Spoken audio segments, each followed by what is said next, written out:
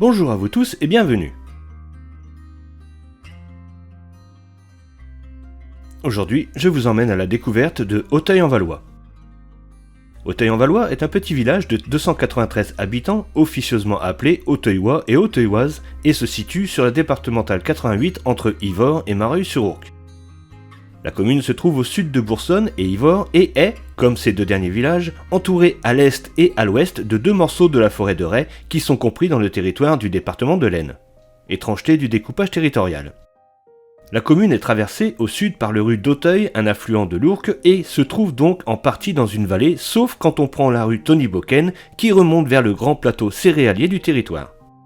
La commune compte deux hameaux, tous deux au nord du village, et sur ce même plateau, le Plessis-sur-Auteuil très proche et Billemont à la limite de la forêt de Ray.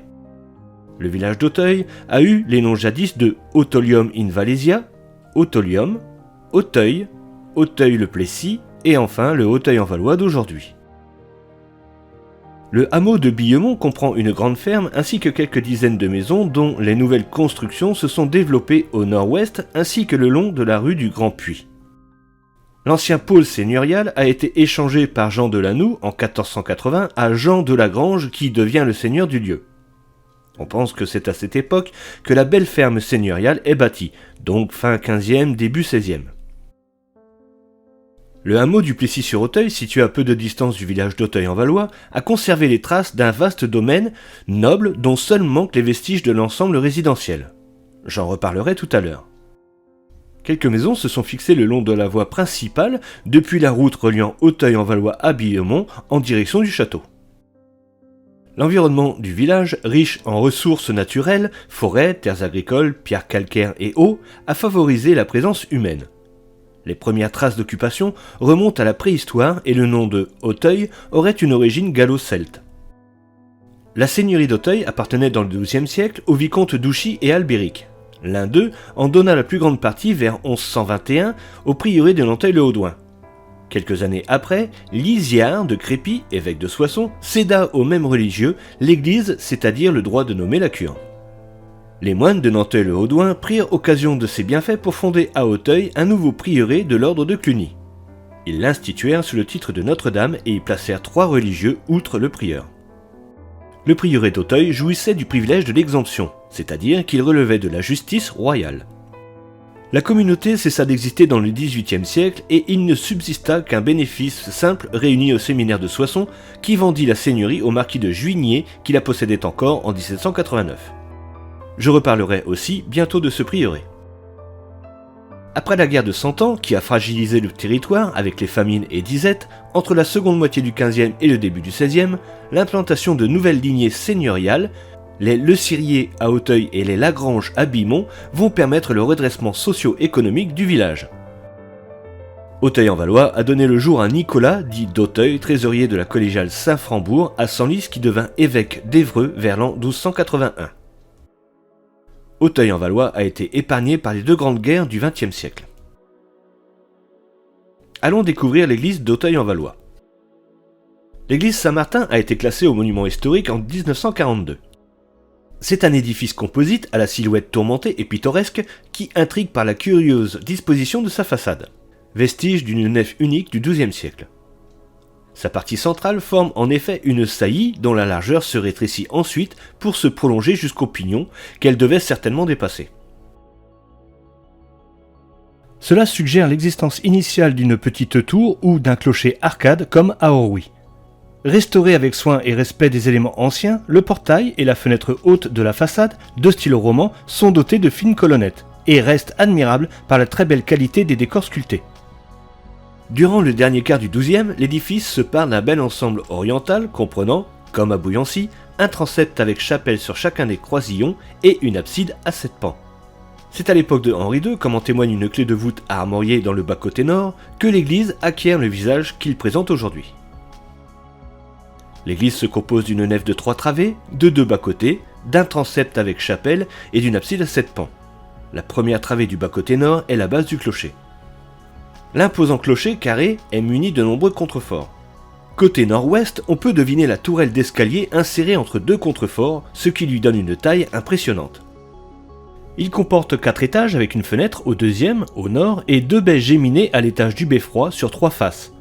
La tour se termine par un toit en pavillon couvert d'ardoises.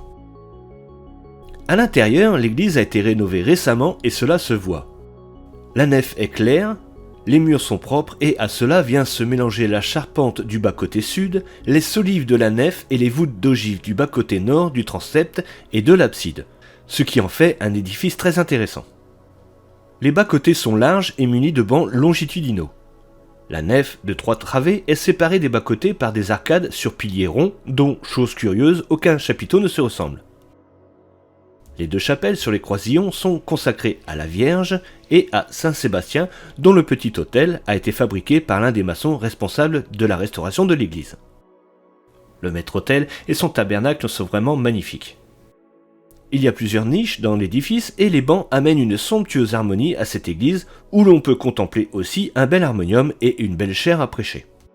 Je vous laisse avec quelques éléments intéressants de l'église Saint-Martin.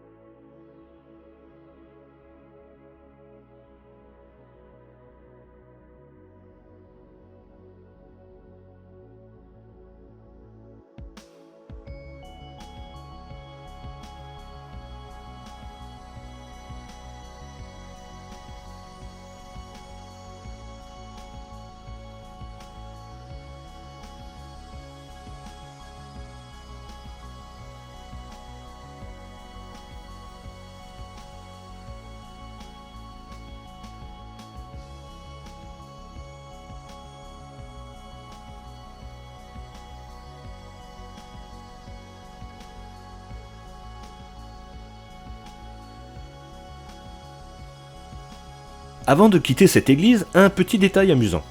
Si un jour vous en faites le tour pour l'admirer, levez les yeux à l'angle sud-est de l'abside et regardez les petites sculptures au-dessus des contreforts, et vous apercevrez les fesses d'un petit ange, qui, je l'avoue, m'ont laissé sans voix.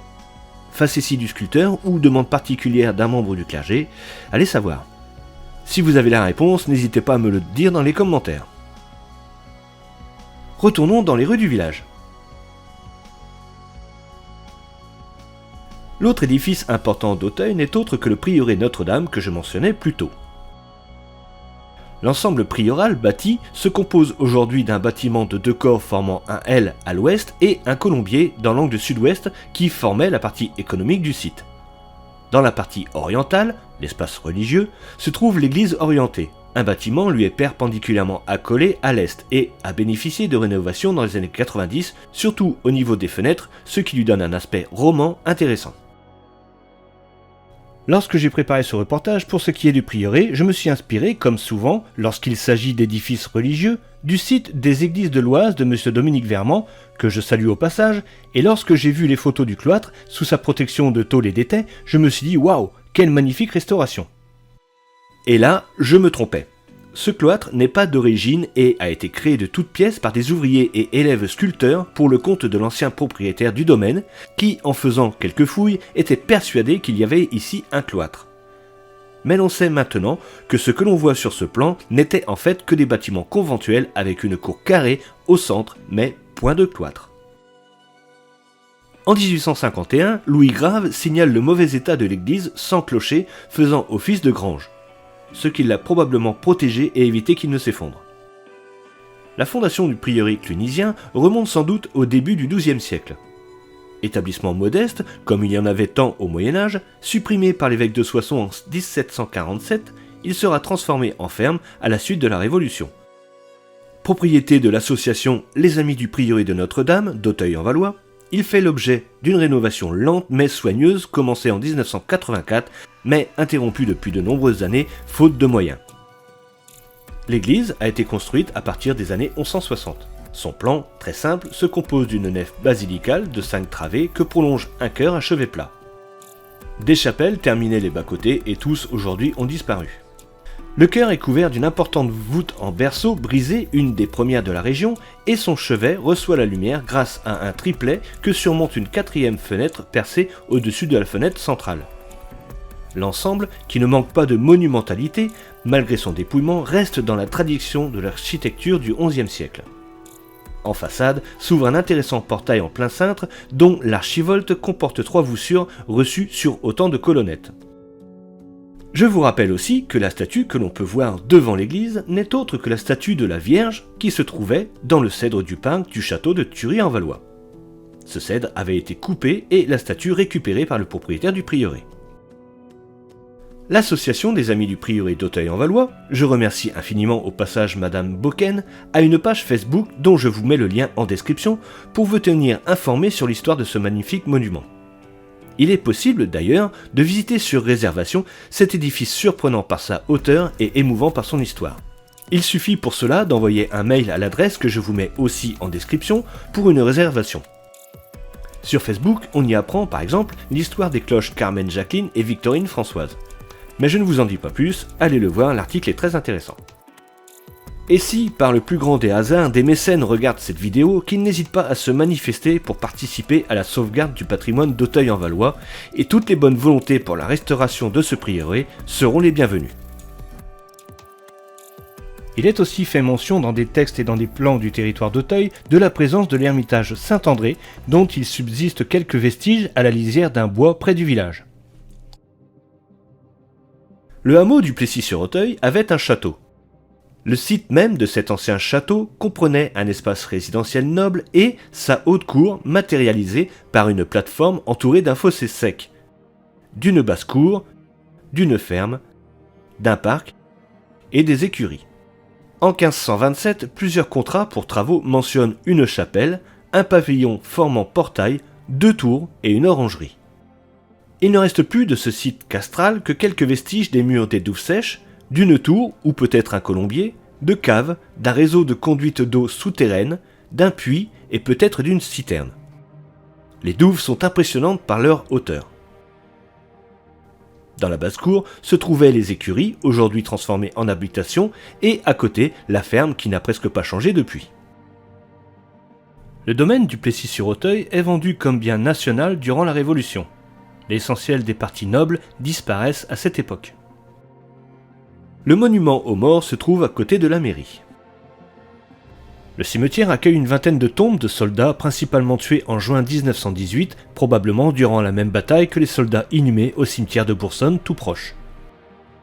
Il y a un calvaire à Auteuil-en-Valois, un autre au Plessis-sur-Auteuil et un autre à Billemont. Au bout de la rue du Puy Saint-Martin se trouve un petit endroit fort sympathique que j'ai adoré. Le Puy Saint-Martin qui a récemment été rénové avec une petite statue de la Vierge et l'ancienne poulie ainsi que le sceau. Un très joli petit endroit que je suis content d'avoir découvert. Pour l'école, le village fait partie d'un regroupement pédagogique intercommunal avec Boursonne et Ivors et verra les villages de la Villeneuve-sous-Thury et Cuvergnon s'ajouter au regroupement grâce à la nouvelle école en construction à Cuvergnon dont les travaux ont commencé juste après mon passage dans ce village. Il n'y a plus de commerce sauf la ferme des Charmettes au Plessis-sur-Auteuil qui produit principalement jus de fruits et confitures. Cette ferme est une des 3 fermes encore en activité sur le territoire de la commune.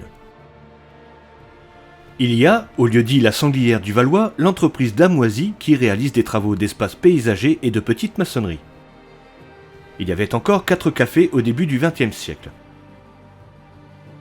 À la sortie du village, en direction de Marus-sur-Ourcq, se trouve un centre de vacances familial pour chiens et chats qui se nomme Pet Sitter of Lady White. Mon chien peut en témoigner, c'est un excellent endroit pour passer des vacances loin de ses maîtres. Je vous mets le lien de leur Facebook en description. Pour finir, je voudrais remercier l'équipe de l'entreprise Aquilon qui ont fait l'étude historique et archéologique du village et dont le livre qu'ils ont publié est une mine d'or d'informations, d'où j'ai puisé quelques passages pour, à mon tour, vous faire découvrir ce très beau village d'Auteuil-en-Valois. Pour ce qui est du livre d'Aquilon, il est en vente dans la boutique de leur site, dont je vous mets le lien en description. Voilà, c'est ainsi que se termine la découverte du village d'Auteuil-en-Valois, de ses hameaux, de son prieuré et de son patrimoine disparu, mais dont les vestiges nous laissent encore deviner leur existence et imaginer la vie des gens de cette époque. Je tiens à remercier vivement Monsieur Heurtaud, maire de Auteuil-en-Valois, ainsi que Madame Boken de l'association du prieuré d'Auteuil-en-Valois, pour leur accueil, leur aide et leur disponibilité. Je remercie aussi toutes les personnes qui m'ont aidé dans la réalisation de cette vidéo. Comme d'habitude, je vous donne rendez-vous pour une prochaine découverte d'un village isarien, et en attendant, n'hésitez pas à commenter et mettre un j'aime si cette vidéo vous a plu, et n'oubliez pas de vous abonner et d'activer la petite cloche pour ne pas manquer les prochaines découvertes. A bientôt. Au revoir, Auteuil-en-Valois.